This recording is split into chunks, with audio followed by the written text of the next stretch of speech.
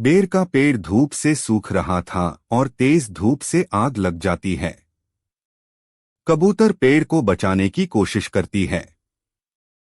पौधे पर बहुत सारा पानी डालती है और उसका ख्याल रखती है। अब पेड़ बड़ा हो जाता है और फल लगाते हैं। कबूतर फलों को खाती है और पेड़ पर घोंसला बनाकर रहने लगती है और बहुत सारे अंडे देती हैं। फिर एक दिन उसी पटरी पर ट्रेन आ जाती है।